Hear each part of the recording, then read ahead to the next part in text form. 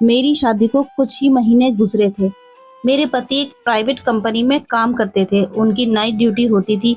मेरे ससुराल में मेरे सास ससुर और मेरे पति और एक छोटा देवर और एक ननद रहते थे। मेरा देवर हर रोज एक नई फिल्म लेकर आता, जिसे मेरी ननद और वो अकेले बैठकर देखते। एक दिन मैंने देखने की जिद की तो देवर ने कहा, ये तुम्हारे देखने वाली फिल्म नहीं है। मैं हैरान थी, क्योंकि क्योंकि वो दरवाजे की कुंडी लगाकर देखते थे। मैं रात में वैसे भी बोर हो जाती थी, क्योंकि मेरे पति सुबह आते थे और तब तक मैं कमरे में अकेले ही होती थी। मेरा देवर और ननद दोनों ही मुझसे बहुत कम बात करते थे। देवर जब भी रात को घर आता तो कोई ना कोई फिल्म की सीडी जरूर लाता, और फिर मेरी ननद और देवर दोनों कमरा बंद करके बैठ जाते। मेरे ससुराल में एक ही टीवी था, जो मेरे देवर के कमरे में ही होता था। मुझे उनकी ये हरकत बहुत अजीब लगती थी। भला ऐसी कौन सी फिल्म थी जो बंद कमरे में सबसे छुप के देखी जाती थी? मैं सोच कर रह जाती थी। मैं कभी कभी सोचती कि इसके बारे में मैं अपने पति से बात करूं, फिर ये सोचकर चुप हो जाती कि कहीं मेरे पति ये ना समझें कि मैं उनके भाई बहन से जलने लगी हूँ। वैसे भी आजकल तो बेचारी भाभी बिना वजह बदनाम हो जाती है। एक दिन मेरी सुबह आंख खुली तो मेरे पति ड्यूटी से वापस आए हुए थे। मैं जल्दी से उठी और मुंह हाथ धोकर किचन में चली गई। फिर जल्दी ही सबके लिए और अपने पति के लिए नाश्ता बनाया और ट्रे में रखकर अपने कमरे में ही ले आई। तब तक मेरे पति भी मुंह हाथ धोकर कपड़े बदलकर बिस्तर पर बैठ गए थे। मैंने कमरे में आते हुए कहा, आ जाइए, नाश्ता कर लीजिए। मेरे पति ने मुस्कुराते हुए मेरे हाथ से ट्रे लेते हुए धन्यवाद कहा, तो मैं भी मुस्कुरा दी। मेरे पति ने पूछा, क्या हुआ, हाथ पर चोट कैसे है? मैं हैरान हो गई और बोली, कुछ नहीं, कल किचन में खाना बनाते वक्त हाथ जल गया और मैं बताना भूल गई। वैसे रात खाने के बर्तन धोए तो पानी की वजह से छाला बन गया। मेरे पति ने कहा, ध्यान से काम किया करो। मैंने मुस्कुराते हुए ड्रामा के अंदाज में कहा, जैसे आपकी आज्ञा। मेरे पति ने कहा, छोटी को कहा करो कि तुम्हारे घर के कामों में मदद किया करे। मैं कुछ सोचते हुए चुप हो गई। मैंने जब कोई जवाब नहीं दिया तो मेरे पति ने पूछा, क्या हुआ? मैं बोली, आपकी बहन तो सारा दिन अपने कमरे में ही रहती है और रात होते ही आपका भाई आ जाता है। फिर तो दोनों कमरा बंद करके ही बैठ जाते हैं। वो मुझसे बात तक नहीं करते, तो मैं काम का कैसे कहूँ? मेरे दिल में आई कि बात बता दूं अपने पति को। मेरे पति ने सोचते हुए जवाब दिया, चलो मैं खुद कह दूंगा। मैंने अपने पति से कहा, अच्छा, अभी आप नाश्ता करके आराम कर लीजिए, क्योंकि मैं जानती थी वो थके हुए होंगे। मेरे पति ने कहा, तुम भी नाश्ता कर लो, ठंडा हो रहा है। फिर हम दोनों ने एक साथ बैठकर नाश्ता किया।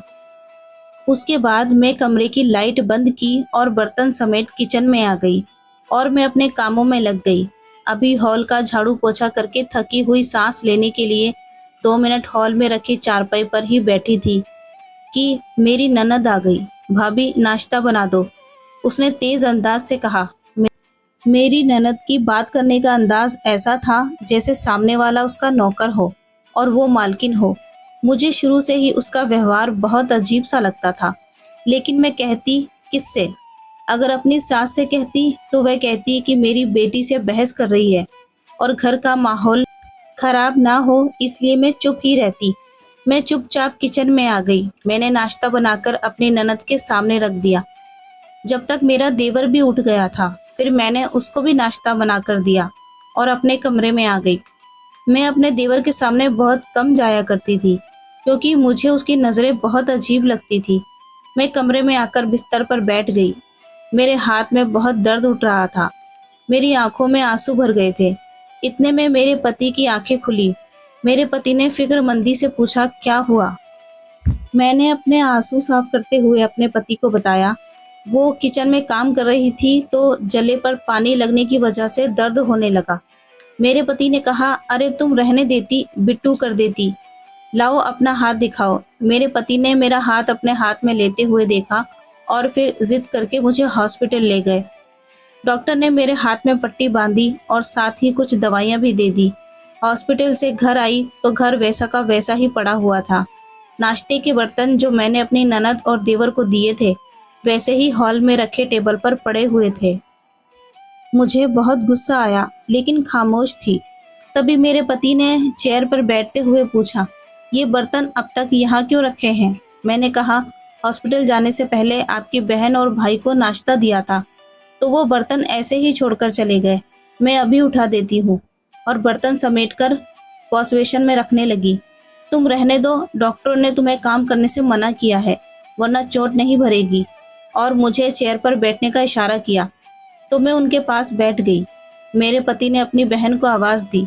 मेरे पति अपनी बहन को बिट्टू कहकर पुकारते थे। शायद शुरू से ही आदत थी, वरना उनकी बहन कहीं से भी बिट्टू नहीं लगती थी। वक्त पर शादी हो जाती तो अब तक तो छोटे छोटे बच्चों की माँ होती। जी भाई, मेरी ननद मोबाइल चलाती हुई गुस्से के अंदाज में पूछने लगी। मेरे पति ने मेरी ननद को कहा, ये बर्तन समेटकर किचन में ले जाओ और इन्हें धोकर भी रख देना। वो गुस्से से अपने भाई की तरफ देखी। मेरे पति ने कहा, इतना हैरान होने की बात नहीं है, तुमने खाया है ना, तो धोकर भी रख सकती हो। वो दोनों अपनी ही दुनिया में मगन रहते थे, ना ही उन्हें बात करने की तमीज थी। जबकि मेरी ननद और मेरे देवर के बराबर में मेरे पति बहुत ही अच्छी बातें करते थे। मुझे तो कभी कभी लगता था कि मेरे पति और मम्मी ने उन्हें जरूर कहीं से गोद लिया होगा, या फिर मेरे देवर और ननद को। खुद ही सोचकर अपनी ही सोच पर हंस देती थी। शाम को मेरे पति अपनी ड्यूटी पर चले गए, तो मैं हॉल में आकर बैठ गई। मेरी ननद किचन में थी, क्योंकि मेरे पति ने मेरी ननद को सख्ती से मना किया था कि मुझे घर का कोई काम नहीं करने देना। अपने भाई की बात मानते हुए आज वो किचन में खाना बना रही थी। कुछ ही देर बाद दरवाजे पर दस्तक हुई। कौन है? मैंने दरवाजे के पास जाते हुए पूछा। भाभी, मैं, मेरे देवर ने कहा, तो मैंने दरवाज़ा खोल दिया। फिर मेरा देवर घर में दाखिल हुआ और सीधा मेरी ननद के कमरे में चला गया। लेकिन जब मेरी ननद को कमरे में न पाया तो आवाज़ देने लगा। फिर मेरी ननद ने किचन से आवाज़ लगाई तो वो किचन में चला गया। दोनों आपस में धीरे धीरे कुछ बातें कर रहे थे। मैं हॉल में रखे सोफे पर बैठी हुई थी। मुझे उनकी आवाज़ें सही से सुनाई नहीं दे रही थी। फिर अचानक से मेरे देवर का फ़ोन बजने लग गया, तो वो कोई सीडी मेरी ननद को दिया और फ़ोन कान से लगाए घर से बाहर निकल गया। मेरी ननद ने खाना पकाते हुए वो सीडी वहीं किचन में रख दी। मैं किचन के बाहर रखी टंकी से पानी पी रही थी, लेकिन मेरी नज़र इन दोनों पर थी। मैं किचन में आ गई। मेरी ननद सब्जियां काट रही थी। मैं उनसे बातें करने लगी। वो मुंह बनाए कुछ बातों का जवाब देती और कुछ को इग्नोर कर देती। मैंने उसकी नज़रों से बचाकर वो सीडी अपने पल्लू में छिपा ली। मैं किचन से बाहर निकलने लगी, तभी वो सीडी निकलकर मेरे पल्लू से ज़मीन पर गिर गई। मेरी ननद ने फौरन मुझे देखा। मेरे अनजान बनते हुए पूछा, ये सीडी कहाँ से आई? और वो सीडी उठाई ताकि मेरी ननद का मुझ पर शक न हो कि मैं इस पर और अपने देवर पर नज़र रख रही हूँ। ये मेरी है, मुझे दीजिए। मेरी ननद ने झट से मेरे हाथ से वो सीडी छीन ली और जल्दी से वो सीडी लेते हुए अपने कमरे में चली गई। सबने खाना खा लिया तो मेरी ननद और मेरे देवर ने हमेशा की तरह अपने कमरे में कोई फिल्म लगा ली और दरवाजे को कुंडी लगा ली। मैं बोर होते हुए अपने कमरे में चक्कर काट रही थी। फिर अपने घर पर फ़ोन मिलाकर बातें करने लगी और फिर पता ही नहीं चला कि कब आंख लग गई। अगले दिन मैं सुबह उठकर हमेशा की तरह कामों में व्यस्त हो गई। फिर काम पूरा करके कमरे में आई तो मेरे पति ने कहा कि जब तक मेरा हाथ ठीक नहीं हो जाता मैं अपने मायके चली जाऊं, ताकि मुझे आराम मिले और हाथ जल्दी से ठीक हो जाए। मैं जल्दी जल्दी तैयार हुई और बैग में कुछ कपड़े रख लिए और अपने पति के साथ अपने मायके चली गई। मैं सुबह उठी तो मेरे पति की कॉल आ गई। थोड़ी देर उनसे बात की। वो थके हुए थे, सो गए। मम्मी ने मुझे नाश्ते के लिए बुला लिया। मैं नाश्ते के लिए हॉल में आ गई। मम्मी टेबल पर नाश्ता लगा रही थी। फिर हम सब ने एक साथ नाश्ता किया। मैं धीरे से बर्तन समेटने लगी। मेरी बहन ने मुझसे कहा, अरे दीदी बैठे रहो, ये काम तो मैं कर लूँगी। मैंने कहा, वहाँ भी तो करती हूँ ना, यहाँ भी कर लूँगी। मेरी बहन ने मुस्कुराते हुए कहा, नहीं, कोई ज़रूरत नहीं है, आराम के लिए आई हो तो आराम करो, वरना जीजाजी क्या कहेंगे कि मेरी सास और साली ने मेरी पत्नी को आराम भी नहीं करने दिया। और मेरे हाथ से बर्तन लेकर किचन में चली गई। मैं अभी वहीं ऐसे ही बैठी हुई थी कि अचानक दरवाजे पर दस्तक हुई। मैंने पूछा कौन है, तब मालूम हुआ कि मेरी दोस्त थी जो हमारे ही गांव में रहती थी। उसे मेरे आने की खबर मिल गई थी। वो मुझसे मिलने आई थी। मेरी दोस्त ने मुझसे गले मिलते हुए पूछा, कैसी हो? बिल्कुल ठीक। तुम सुनाओ? मैंने मुस्कुराते हुए पूछा। उसने कहा, मैं ठीक हूँ। मैंने उसे हॉल में रखे सोफे पर बैठने को कहा तो वो बैठ गई। फिर मैं भी उसके साथ बैठी। मेरी दोस्त ने मुंह बनाते हुए कहा, तुम तो भूल ही गई हो। मैंने कहा, बस यार, शादी के बाद इंसान घर की जिम्मेदारियों में बंध जाता है। वो हंसते हुए बोली, दूल्हे भैया ने रुकने के लिए कैसे भेज दिया?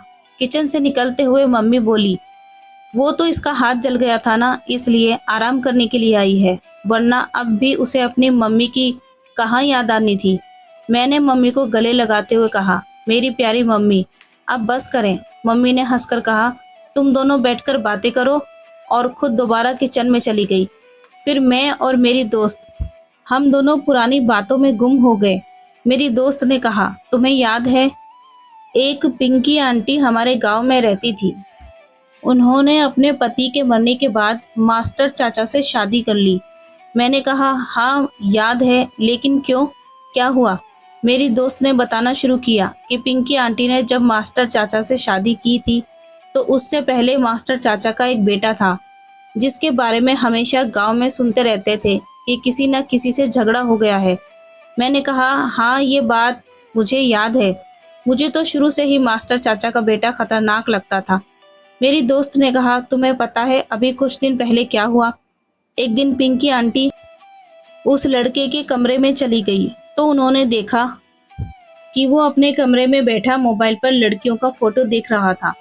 उस लड़के को जैसे ही मालूम हुआ कि पिंकी आंटी ने उसे देख लिया है तो वो उसने डरने की बजाय पिंकी आंटी को ही धमकाना शुरू कर दिया कि उन्होंने अगर किसी को भी ये बात बताई तो उनके साथ अच्छा नहीं करेगा। लेकिन फिर भी पिंकी आंटी ने चाचा को बता दिया। उन्होंने अपने बेटे को बहुत मारा और वो लड़का गुस्से में घर छोड़ दिया। एक दिन पिंकी आंटी किसी काम से घर से बाहर गई थी। उनके पहले पति से उनकी जो बेटी थी, उस लड़के ने पकड़कर उसके साथ ज्यादती कर ली। उनकी बेटी उसी वक्त से पागल सी हो गई है और वो लड़का तभी से फरार है। बेचारी पिंकी आंटी बहुत रोती है। मैं तो ये सुनकर हैरान रह गई। मैंने अपनी दोस्त से कहा, मुझे ये सब सुनकर बहुत अफसोस हो रहा है। तो फिर थोड़ी देर बाद मेरी दोस्त अपने घर चली गई, लेकिन मेरे दिमाग से ये सब बातें नहीं निकल रही थी। फिर मैं अपनी दोस्त के साथ पिंकी आंटी के घर चली गई। मुझे उन्हें देखकर बहुत दुख हुआ। जवान बेटी का पागल होना उनके लिए बहुत बड़ी दुख की बात थी। मैंने उनको कुछ दिन पहले ही देखा था। वो इस वक्त क्या से क्या हो गई थी। फिर मैं घर आ गई। कुछ दिन मायके रुकने के बाद मेरे पति मुझे लेने आ गए और मैं उनके साथ घर आ गई। मेरा हाथ भी अब बिल्कुल ठीक हो चुका था। मेरे पति मुझे घर छोड़कर अपनी नाइट ड्यूटी पर चले गए। मुझे पानी की प्यास लगी तो मैं किचन में रखे फ्रिज से पानी लेने चली गई। पानी की बोतल और गिलास लिए अपने कमरे में आ ही रही थी कि मेरा देवर ननद के कमरे के सामने से आया, क्योंकि किचन और कमरे के बीच में मेरी ननद का कमरा था। मुझे कमरे में से कुछ आवाजें आ रही थी, लेकिन आवाज इतनी धीरे थी कि मैं सही से सुन नहीं पा रही थी। मैंने दरवाजे पर कान लगाते हुए सुनने की कोशिश की तो मैं दंग रह गई। मुझे ऐसा लगा कि किसी ने टीवी में से रोती हुई लड़की की पक्की वीडियो लगाई हुई है। मैं कुछ और सुनने की कोशिश कर रही थी। इससे पहले मेरे हाथ से गिलास गिर गया। मैं गिलास उठा ही रही थी कि मेरे देवर ने दरवाजा खोला और गुस्से से पूछा, यहाँ क्या कर रही हो? मैंने कहा कि पानी लेने आई थी। अपने कमरे में ही जा रही थी कि गिलास गिर गया। मैंने कमरे में झांक कर देखा तो मेरी ननद बिस्तर पर बैठी हुई थी, जिसे देखकर लग रहा था वो मुझे देखकर घबरा गई हो। उस कमरे से अजीब आवाजें आ रही थी। मेरी ननद ने मुझे देखकर फौरन टीवी बंद कर दिया। अब खड़ी क्यों हो? जाओ अपने कमरे में, मेरे देवर ने कहते हुए मेरे मुंह पर ही दरवाजा बंद कर दिया। अजीब बदतमीज है। मैं मुंह में बड़बड़ाते हुए अपने कमरे में आ गई। बैठी ही थी कि मेरे पति की कॉल आ गई। कुछ देर उनसे बात करने के बाद मैं भी सोने के लिए लेट गई। बार बार मेरे दिमाग में अपने दोस्त की बातें घूम रही थी। क्या सच में ऐसा हो सकता है कि मेरी ननद और देवर भी कोई गंदी फोटो या वीडियो देखते हों, तभी तो मुझे नहीं आने देते, वरना ऐसी कौन सी फिल्म हो सकती है जिसको सबसे छुपाकर देखा जाए। लेकिन ये तो कितना बड़ा पाप है ना। लेकिन क्या सच में ऐसा ही है? या ये सब मेरा वहम है। लेकिन ऐसी कोई बात ना हो, इन दोनों की आदत ही ऐसी हो सबसे अलग रहने की, तभी वो दोनों मुझसे ज़्यादा घुलते मिलते नहीं हैं और इसलिए ये मुझे अपने साथ फ़िल्म भी नहीं दिखाते। लेकिन अब मेरे दिल में बहुत सवाल उठ रहे थे और मुझे समझ नहीं आ रहा था कि मैं क्या करूं। ये सब बातें सोचते-सोचते मेरा सर दर्द करने लगा। मैं नींद की दवा ले ली और सो गई। सुबह उठी तो हमेशा की तरह वक्त पर मेरे पति नाइट ड्यूटी से आकर सो गए थे। ड्यूटी से उनके आने पर मेरी आँख ही नहीं खुलती थी। मैं अपने पति को चादर ओढ़ा दी और स्नान करने चली गई। नहा धोकर तैयार हो गई और नाश्ता बनाने के लिए किचन में आ गई। नाश्ता बनाया, तब तक मेरे पति भी उठ गए थे। मैंने साथ ही दोनों के लिए नाश्ता बनाया और ट्रे में रखे कमरे में आ गई। मैं और मेरे पति नाश्ता कर रहे थे, लेकिन मैं अब तक इन्हीं बातों में उलझी हुई थी। मेरे पति ने पूछा, कहाँ गुम हो? मैंने सोचा उन्हें सारी बात बता दूं, लेकिन ये सब मेरा वहम हुआ तो मेरे पति मेरे बारे में क्या सोचेंगे कि मैं उनके भाई और बहन के बारे में कितना गलत सोचती हूँ। मुझे पहले सब कुछ पता लगाना होगा, फिर किसी से कुछ कहूँगी। मैंने दिल में सोचा और कुछ नहीं कहा। नाश्ता करने लगी। अगली रात मैं उनके आने से पहले ही उनके कमरे में छुप गई, क्योंकि अब मुझे सारी सच्चाई जाननी थी। कुछ ही देर बाद मेरा देवर और ननद कमरे में दाखिल हुए और हमेशा की तरह उन्होंने दरवाजे पर कुंडी लगा ली। मैं खामोशी से बैठी हुई थी। मेरे देवर ने अपनी जेब से एक सीडी निकाली और लगाई। मैं फिल्म शुरू होने का इंतजार कर रही थी कि क्या ये सब सच है या सिर्फ मेरा वहम है। आज सब मालूम हो जाएगा। लेकिन जैसे ही उन्होंने फिल्म लगाई, मैं देखकर अपने ही सोच पर शर्म से पानी पानी हो गई। वो फिल्म तो कोई फिल्म थी ही नहीं, बल्कि किसी जगह की रिकॉर्डिंग थी।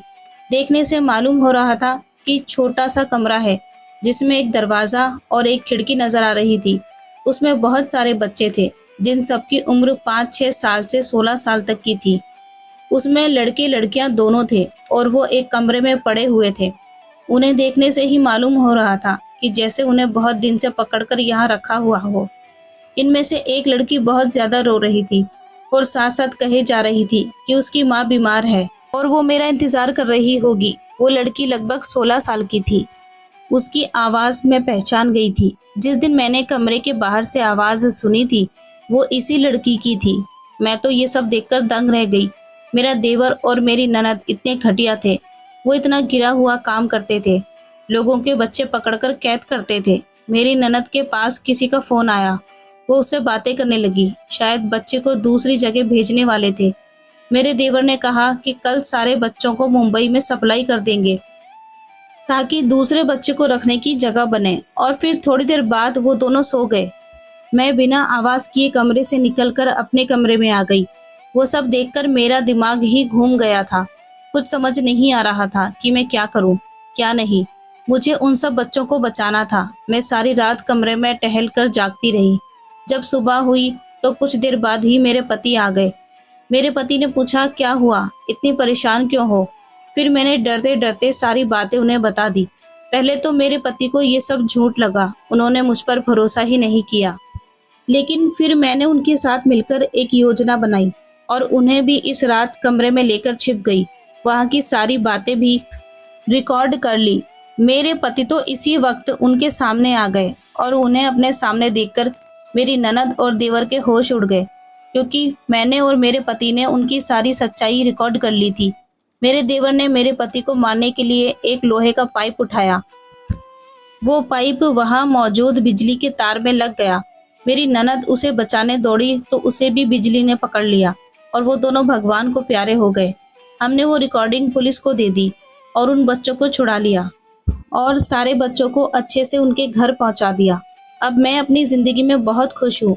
मेरे पति मुझसे बहुत मोहब्बत करते हैं और हम दोनों के 2 बच्चे भी हैं और वो बहुत अच्छे इंसान हैं और उन्होंने सच का साथ दिया, जिसकी वजह से मेरे देवर और ननद दोनों अपने किए की सजा भुगत चुके थे।